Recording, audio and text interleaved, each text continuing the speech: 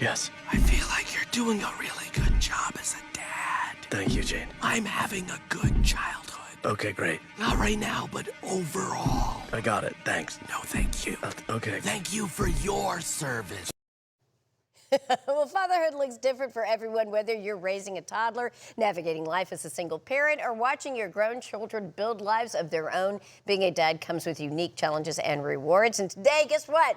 We're sitting down with 3 fathers from different stages of parenting. They're going to be talking about their journey and tell us what it means to be a dad. We've got Kalvin Bridgewater, Rick Denton, and Alberto Malats. Malats? Malats, yes. Malats. Good morning to you. Good morning. Why don't we have beer here? We were asking that same Why question. don't we have beer here? It seems like that's something we should do for this conversation. Okay, when you all think about your fatherhood journey so far, what does it truly mean to be a dad? That's a loaded question. Yeah, I love the question there, Paige. Fatherhood has definitely showed me a lot. One important thing for me is being a leader to my son. And what that looks like is being a coach for his team, being there for him when he's needed, volunteering at his school, and knowing that he's protected and provided. But not just those two, but also protected by his heart, too. You know, I've heard this term. It's not important to be perfect. It's more important to be present. Absolutely. So it's presence over perfection. And I think that is a really good, just showing up. So Kalvin, I want to start with you and about your experience in fatherhood. What's something fatherhood taught you that could have helped prepared for this whole journey? Something that fatherhood really taught me was to take it easy on yourself because you're still going to learn, right? I met dads that have 25-year-olds, dads that have 30-year-olds, and they're still learning. So one thing that they really taught me was you can always teach an old dog new tricks. Really? Yes, ma'am. Do you think you could be taught new tricks and be able to? I believe I can. My daughter teaches me that lesson every day. The other day she asked me, do fish drink water? I was like, yeah. Let me go and Google. I don't know. So, of course. How old are your kids now? I have a 6-year-old and a 1-year-old. Okay, so you're really in the early stages of all of this. Yes, ma'am. All right. So let's also, Alberto, as a single father, you had to rely a lot on community support Absolutely, throughout the entire process. Yeah. During the highs and lows, how important was that community when it came to raising your kids? That's a great question. Yeah, for me, community definitely helped me get through what I needed to get through. I was going through a season. I looked for help, but I couldn't find the right help that I needed. So I didn't know what to do, and being new to Texas, I found out when you have a problem, people are going to ask you, did you pray about it? So I put my prayers in. God answered my prayers to bring a brotherhood close to me, and I'm able to talk to those men and relate to what I was going through, and they helped me get through it. And after that, I was able to connect with single parent advocates. That's what I was going to ask you. Were you able to connect with other single parents, particularly single dads? Absolutely, yeah. So a single parent advocate, they are a community built for single parents of all kinds. It was a community where I can talk and relate to the things, the challenges that I was going through. So after going through that, I'm also helping other single dads and encourage them to look for community. So that's really, really big. I think the resources, I mean, I understand, particularly in your position, because you were a single dad, having that community was particularly key as far as raising your kids, but we all could use that support. You know, there isn't a guidebook that comes with parenting. So, Rick, now you've been through this journey. You now have 2 adult children. Didn't that go by so fast? Oh, well, the cliche is, right, the days are long, but the years are short. That's so true. It is true. And you talked about presence. And the definition of what presence means goes through such an evolution when your kids become an adult. You no longer are the instructor. You're no longer the director, the scheduler. You really become kind of that consultant. Your presence is there almost on demand. They might reach out to you and ask you questions, but it's not your role to insert yourself into what their lives are. And so you're available to ask the questions, to be that consultant, to be that coach. But presence goes through such a significant adjustment when you become the parent of an adult child. Yeah, so it's basically shifting the focus slightly. And as you said, kind of serving as that consultant, that really becomes more of a role as that transition begins to take place. Was that particularly difficult for you? How did you manage that whole empty nest? I've got 2 that are out of the house. I've got 1 little chick in the nest, and I'm curious what that was like. It's a cliff. My wife describes it as there's this sort of, you kind of move into the phases of parenting as you go through the youngers and the teenage years, but when they're empty nest and when they're out of the house, it's gone. It's a cliff.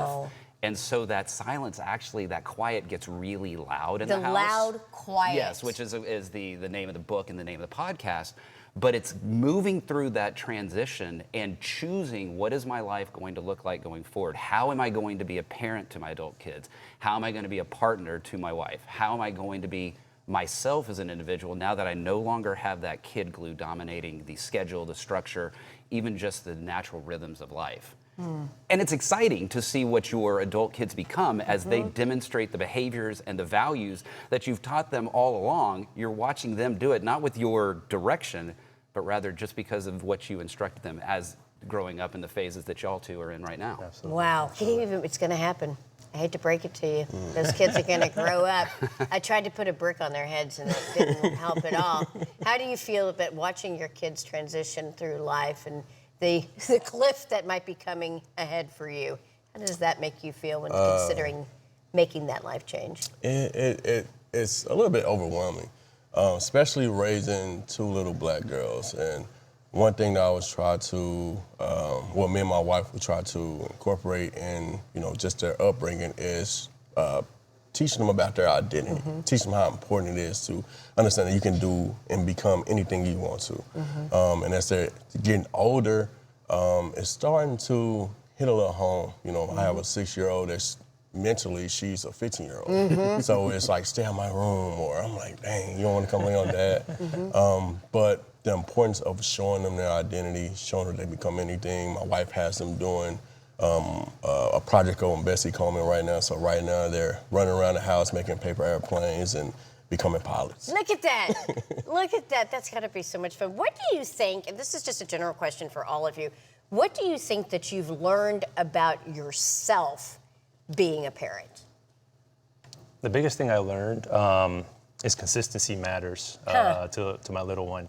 That he has a routine, it's predictable, he knows what's gonna happen. So he doesn't have to bring fear into the world. So I can give him a heads up, let him know what's coming. So consistency and routine has definitely helped me. That's what he's shown me. That's what he's shown you. What about the other, what are you guys, what have you learned from your kids? I've learned that it's not about me. And I know that sounds very cliche, but as you're going through raising your kids, you realize it's about someone else. It's about them. And we live in such an individualist and a culture that's all about the individual. But your kids teach you it's about them. It's about the community that they're a part of. It's about the wider, not you. And that lesson was so important for me to learn going into parenting. And then even now, as a parent of an adult child, I'm reminded that it's not necessarily about me. It's not about you. It's really about the kind of it's not, and it's about the kids, but it's also about the larger world and where everybody fits into this. Okay, any words that you want to say to your dear old dad as we're heading into Father's Day? If he's here or if he's moved on, he's still listening. I want to tell my dad Happy Father's Day. I know he's probably out on the farm right now dealing with 20 cows. Wow. And he's a truck driver as well. So I want to tell him Happy Father's Day. I want to tell him my uncles that was part of that community that raised me as well, and my older cousins. Happy Father's Day. I love you guys. And I can't wait to spend some time with y'all this weekend. Any other quick words for your dads? Yeah, I want to say thank you for my dad for everything that he's done, and thank you for the Father up above as well. Amen. All right. Yeah, my dad passed away in 2003, so I just say thank you for what he taught me and what I've learned to be a dad by watching him as I do the best I can with my kids. Well, all of y'all are great dads. I'm so glad that y'all are here. Thank you so much. Okay, you can find Kalvin pushing a stroller with lots of other dads at the Daddy Strollers Social Club. You can also hear Rick on his podcast, The Loud Quiet. And you can connect with Alberto by visiting singleparentsadvocate.org. Thank you, gentlemen. This has been so much fun. Are you going to go get a beer now? I think so. All right, they're going to go get a beer.